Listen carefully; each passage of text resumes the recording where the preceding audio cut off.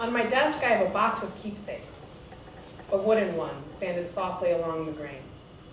It used to belong to cigars, but I've made it my own, pasted in little drawings and newspaper clippings.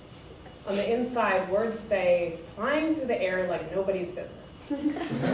It's mostly empty, filled with a few stones and buttons. It can hold so much, but is enough on its own. Since I left Michigan, I've fallen in love 15 times. I used to live in a place where I could never be lost, where even with my eyes closed, I knew how the earth would give beneath my feet. I lived there for 18 years and knew a boy for 4 of them.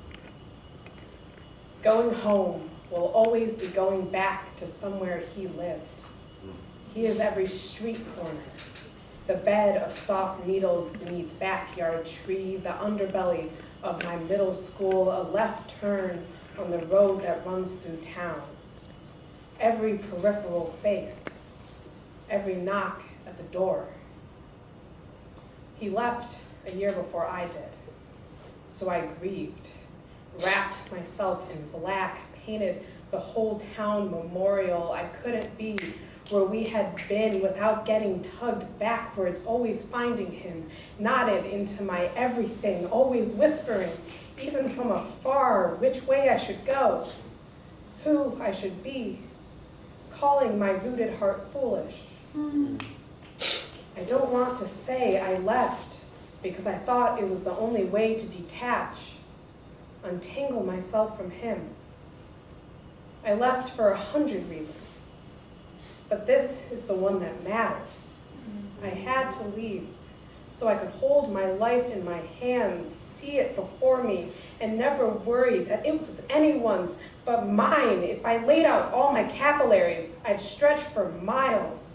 But being able to stretch does not make it right to reach for what is so far behind you. Just because you mumble the vows does not make you any less of a wife to the past. To someone who locked his eyes forward, calloused himself bare and taught you, all you are is disappointment, that gone is the only place you can be anything but that. I used to know where the ground would get, and it always did. There are things I want now that I'm beginning to believe I deserve. Someone to carry my laundry down the stairs, breathe my every curl, be a part of this just pretending until it feels right.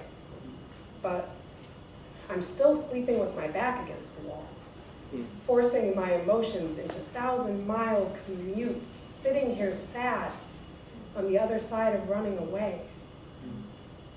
I have a chance here to be my own proudest. But what if I left part of myself in those Midwest cornfields, forgot to take it with me on the flight? Without him, I think I'd be too much. I'm immense. If I couldn't overlap, I'd be crying over my shoelaces, welling up within myself. I always say I'm afraid of a world where he doesn't love me. But this city is what it looks like. This is a place he's never been, and I love it for that. I can't imagine being anywhere but the coast when I find myself in ocean. Since I came here, I've tried to fall in love 15 times, thought myself an empty box that needs to be filled with whatever I can find, with names that mean nothing to me but sound a bit like his. I keep loving like a tourist. You can love 100 times when you don't have to stay. I keep walking around a visitor, eyes raised to everything that matters. In 4 years, I will be from here. This isn't the place to mistake souvenir for future anymore, to keep living life as a story to tell someone else. He always used to say to me that I didn't know him at all, and he didn't know me a bit better. When I'd finish his sentences, laugh at our little predictable, he'd smile so big he had to squint. He'd rock forward, yell, yes. I swear, There was light in the pockets that sat close to his temples. I will always know this, that something that only reminds is dead. And I am so alive and tired of waiting. I know now that this is only the love I didn't mean to take with me, settled deep within my skin.